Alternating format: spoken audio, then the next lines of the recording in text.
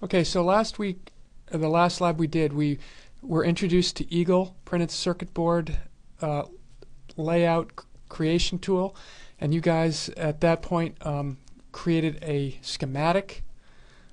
That was the first part of the exercise, to create a schematic that looks something like Figure 1 in the lab handout that you'll find on Moodle. And what we're going to do today is take this schematic, which is just a symbol representation of your circuit, and create it into something that can actually be built on a circuit board. You are going to be using the schematic that is included in Moodle, and you will want to take that schematic and put it on a folder on your desktop somewhere. So take that, download the schematic so it's in a single lab folder. And then what we'll do is we're going to place the parts on a board. We're going to change design rules. We're going to create traces or wires manually. We'll change their thickness, learn how to rip up, and then we'll use the auto router in Eagle, which is a handy tool. And then we'll at the very end we'll just make sure we didn't make any errors. Before we do that, let me just back up a little bit and talk a little bit about printed circuit board creation.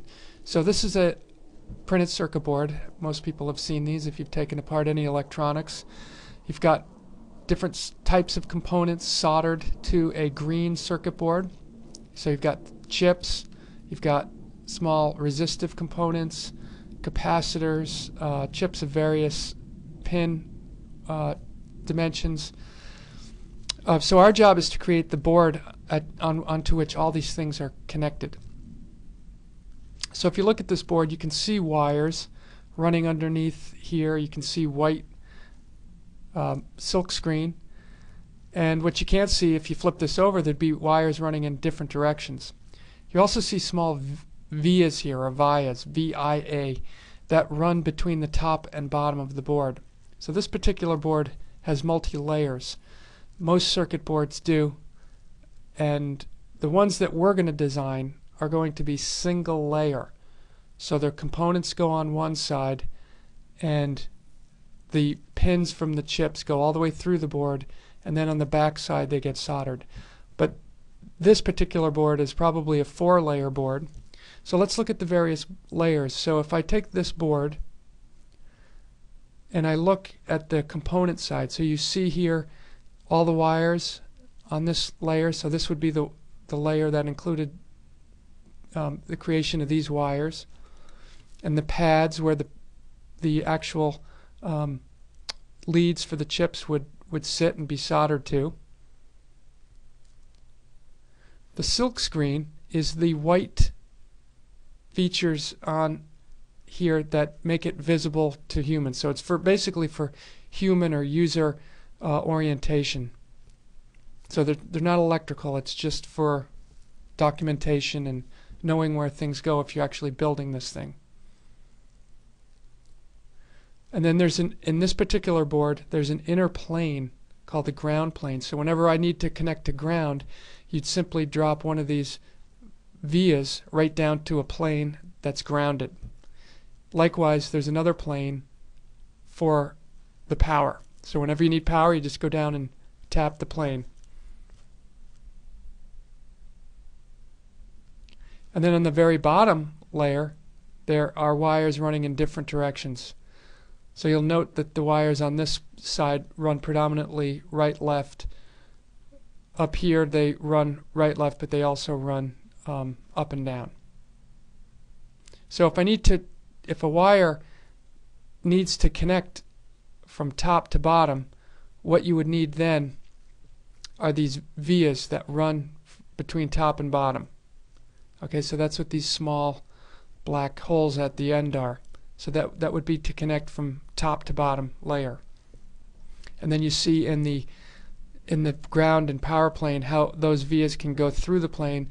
They simply make a hole with a dot in the middle where the wire or the via can run through, but it doesn't connect to the actual plane.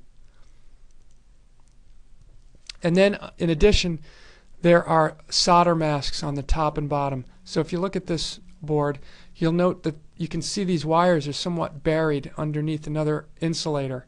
So in order to contact the places where those get soldered, that's called the solder mask. That's where this top layer, or this top insulating layer, is opened up just so I can solder these components to it. So these wires are actually not exposed, they're buried, but at some point you need to actually create a contact point for the pads of the chip, and those would be the solder mask. So there's a solder mask for top and a solder mask for the bottom as well. Okay? And just to give you another view, this is a view of going from top to bottom. So a top wire would create a via, would go down through a hole in the two power and ground planes, and then connect to a trace on the bottom. Okay, as I mentioned, we are not building a four-sided board. We're building first we're building a two-sided board, so there's no inner ground planes. And then at the end, the last thing we'll do is create a single-sided board.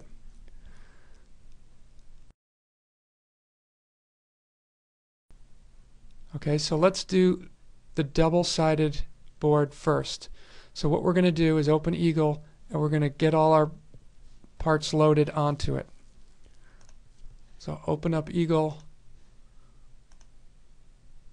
I'm going to open the schematic that I downloaded onto my desktop into Lab 6. So this is the one that's in Moodle. Okay, so here's the schematic view of the circuit that I'm going to create a layout of.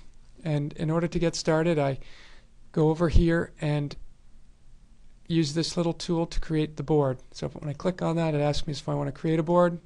Yep. And now this is the beginning of the process of creating a board that you see in Figure 1 in the lab write-up.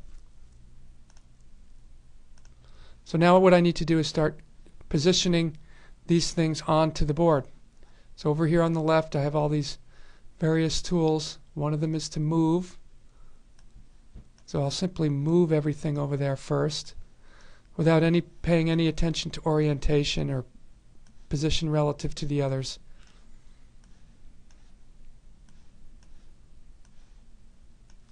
Okay. Now the next thing I'm going to do is I have to be aware, first of all, where my IOs are. And I want my IOs in this particular instance to be at the side of the board. So I'm going to position these to be at the edge.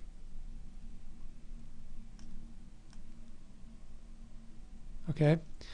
The next thing I'm going to do, the other thing is my switch. I want that to be near the edge as well. The next thing I'm going to do is I'm going to position things so that my ground nodes are, as best I can, are on the bottom. You know, that sort of reflects what I have in a schematic, where my grounds are at the bottom and my power is at the top. So I'm going to orient my components in the same way. And I'm also going to try to follow this flow here, from having the transistor here to the switch, the capacitor, these two resistors, and so on. So I'm going to try to do it in this order with my chip all the way over on the right. Okay, so I'm going to go ahead and position things like that. And if I want to know where my ground pin, before I get started, if I want to know where my ground pins, and if I click on this eye up here, I happen to know that this is a ground. I click on it and I can see where the grounds are on all these components.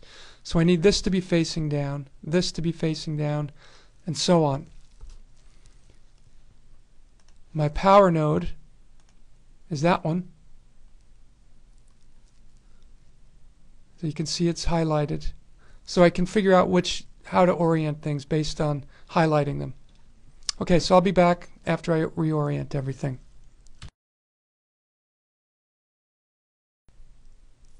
Okay, so we're back. Now, looking at the lab handout, I want to also be aware that I need to make a small board. And in order to do that, I also have to balance out some rules. When I make my tracks, the wire widths need to be 24 mils and the spacings between things need to be at least 10 mils. Okay, so as we said earlier, I oriented things on my board, and I did so with all my grounds as low as I could make them, so they're on the bottom side of each component. I tried to lay things out similar to the way they were in the schematic, but of course things don't necessarily fit the same way. So my power nodes are on the top,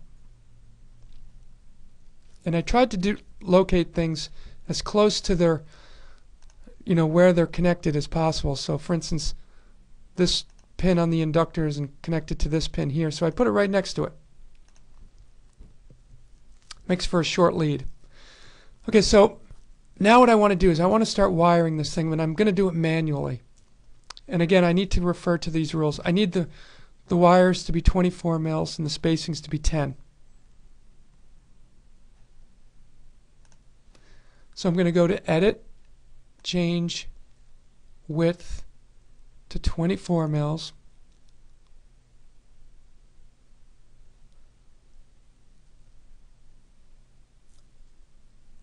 And now when I route, the free version only allows us to route top and bottom. So this first one I'm going to be able to route top and bottom. So what I'm going to do now is create a ground rail on the bottom and a power rail on the top.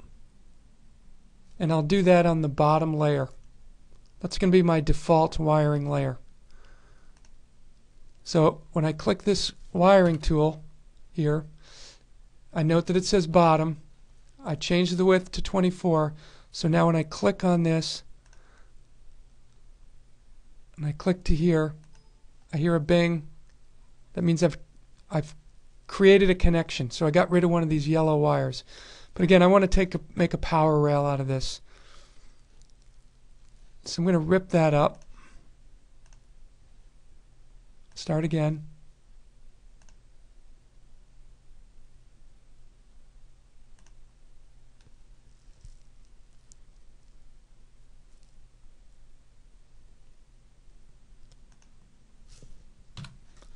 That's my power rail.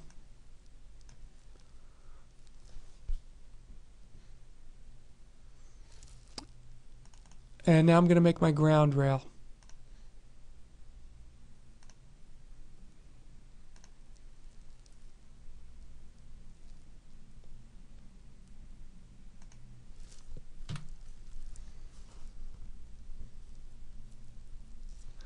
Okay, so let's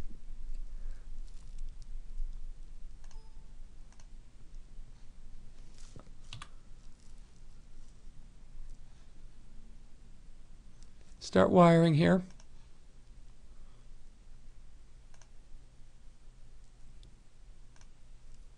Oops, it's confusing me because I went through this one. I'm going to rip this one up again and try it again.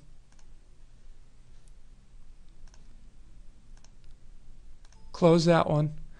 And now maybe what I'll do is just create a wire here. It's not, I'll click here.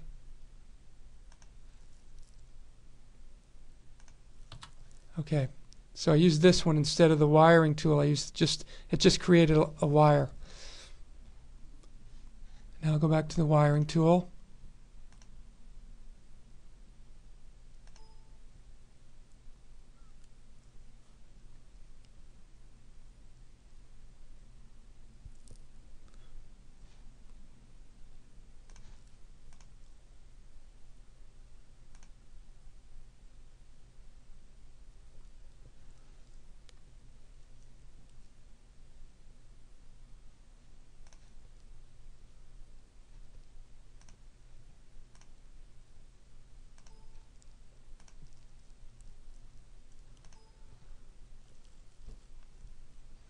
I'm going to create my power and ground nodes first.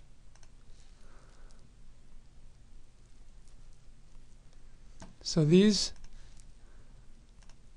grounds are all connected to this one. So all I need to do for this is go from here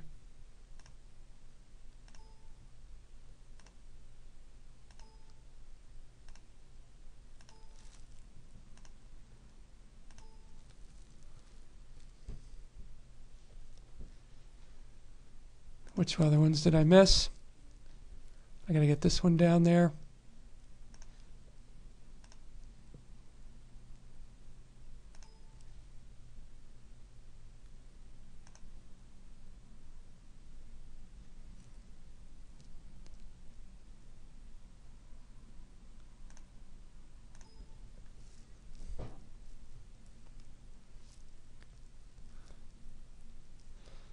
So let's see if my power and grounds are all done.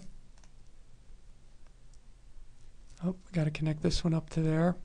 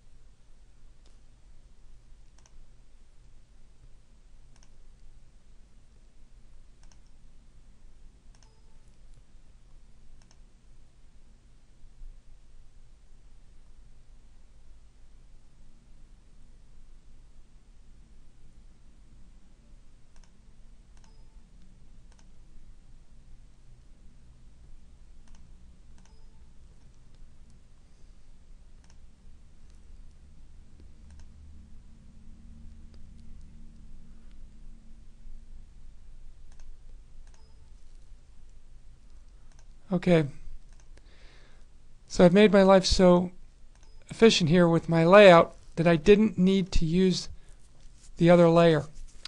But in case I did, let me rip up one of these nodes.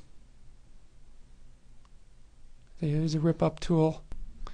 So let's say instead of having everything laid out in such a way that everything was that I couldn't manually route everything because I ended up with a few of these unrouted traces here, and I just couldn't fit it all on one layer.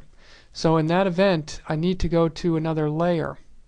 So I'm going to click on the manual routing tool. Now I'm going to choose the top layer instead of the bottom. And now you can see here this one layer here. I need to get over this here without intersecting it because I'd short it out. So if I click on it and I create a via there with the X, it did it automatically.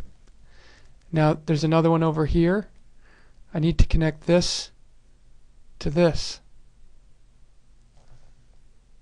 So I'm going to wire that.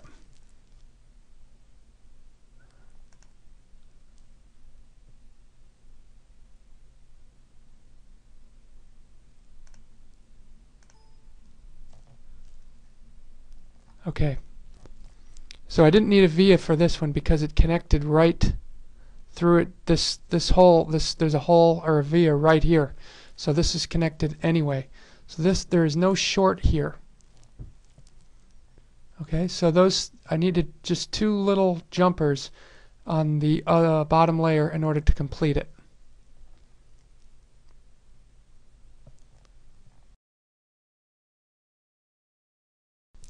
So with the addition of two layers, it's usually not hard to create your board. So let's say you got it and you didn't like the way it was wired, or you wanted to move something after you wired it. As you note here, when I do this, the wires get all messed up. Not a good thing to do. Okay, so once it's wired, you can't move components around, but in case you do, you may want to rip things up. So I may want to rip up all these traces. So what I would do is select all the things I want, then left click on the rip up tool. Now go out here in the field, right click, rip up group, and it ripped up any of the wires that I was touching. So let's rip them all up.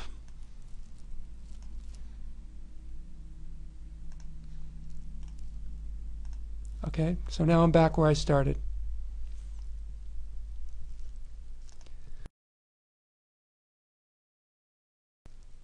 Okay, I may want to add my name in here in a silk screen. So if I wanted to do that, I would add text, MG board. I'm going to use caps. It's on the top layer. I want it on a silk screen. Top place 21. If I wanted it to actually be printed on the board in metal, I would have it on the top and I would leave it in red. Okay, that will actually be metal, so you can't intersect it with any wires. If I want to delete it,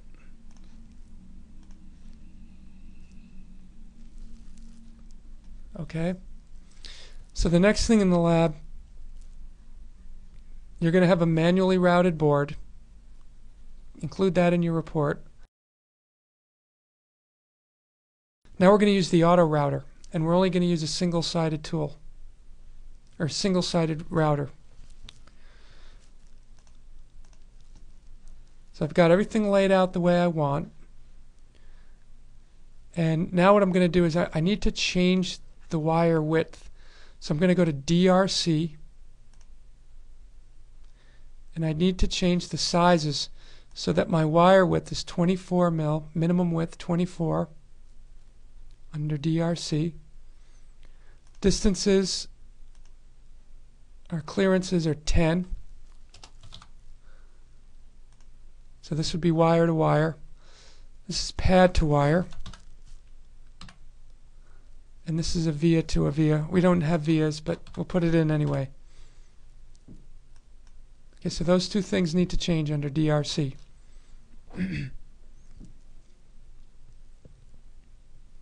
Auto route.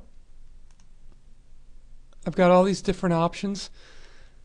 When it says NA, it says not available.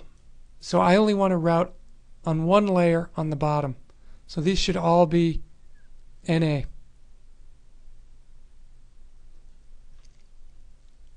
Hit OK, and it should route it. Keep your fingers crossed. There it is. Auto routed. So one of the things, let's say I wanted to start over because I wanted to do some combination of manual and auto routed. So I could say, well, I still want to create my own ground node.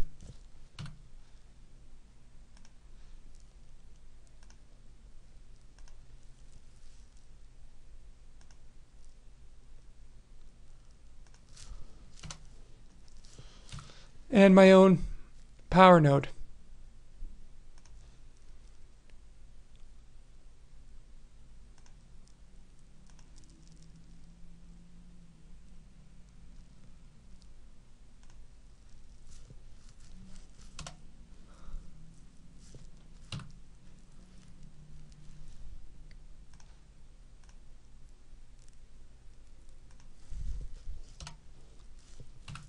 Okay, so I could draw those in. Again, make my power and ground.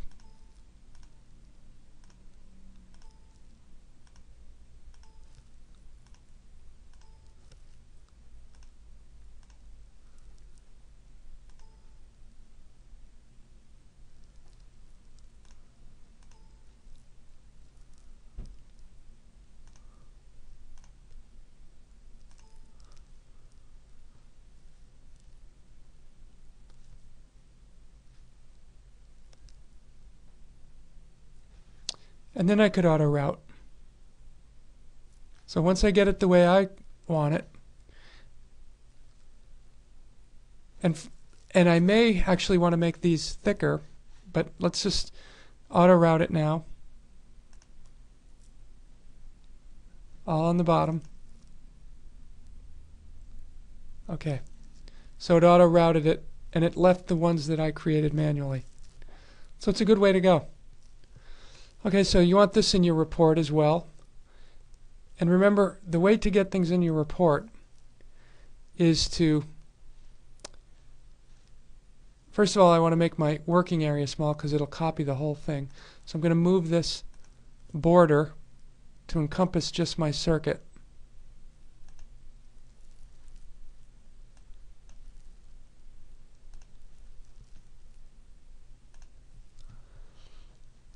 And I'm going to move it down a little bit.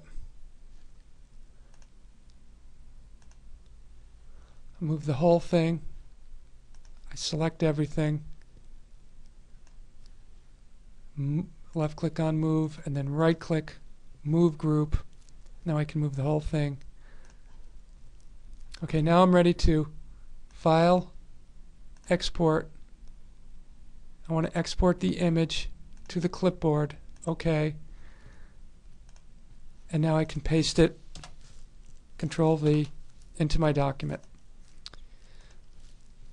Another neat thing is you don't necessarily want to have a black background. I can change that to a white background. Library, user interface, layout background, white. Okay. Now, if I were building this on a board, I might want to see what, I'm going to go back to black, what this thing would look like if I were building it on a board. Because I wouldn't have silkscreen on our fabricator. So I would say View, Hide Layers. I want to hide all of them.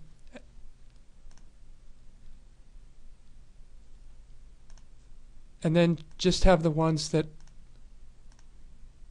I want to see. Okay, so that's what it'll look like on a board. Another thing that I might do before I actually hand this thing in is make this, give myself a little room here. There's no need for that tight space.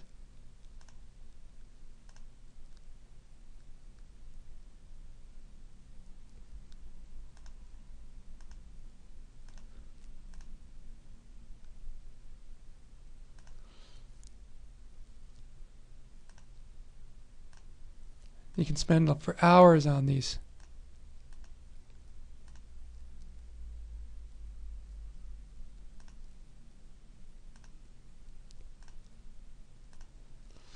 Now I got a lot more space around that one. This is really tight in here.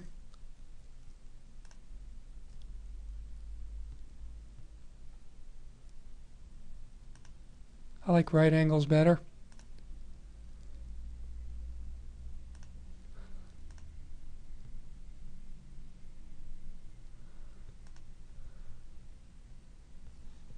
If I wanted to redo it completely, I won't see the yellow wire in there because I'm not viewing it.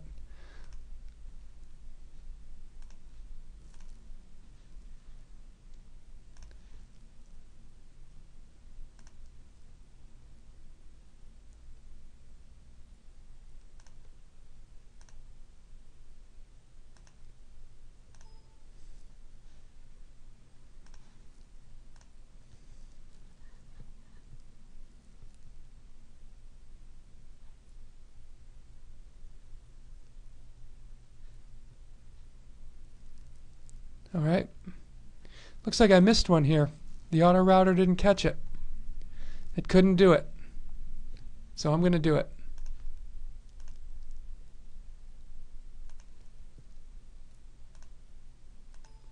There.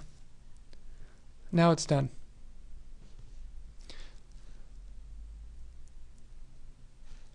Now the very last thing I want to do is check my DRC. Does it meet the rules that I set in distances or clearances and sizes? Let me check. And it's giving me an error here because I believe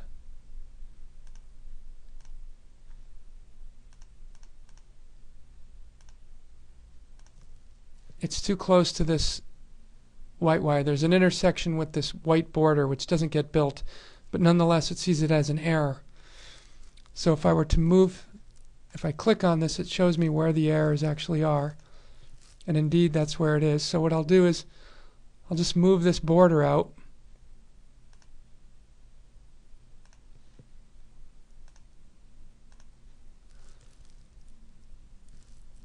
And now I'll check it again.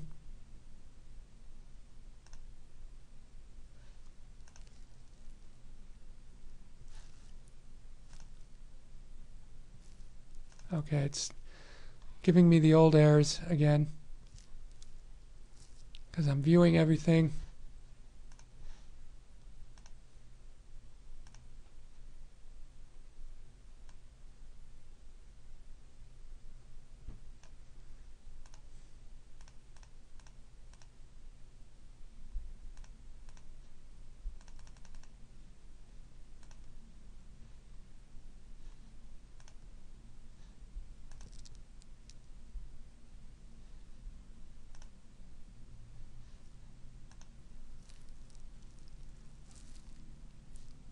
No errors. Okay, so go ahead and make those figures, paste them in your report, not too many figures. Put your figure captions in, and let me know if you have any questions.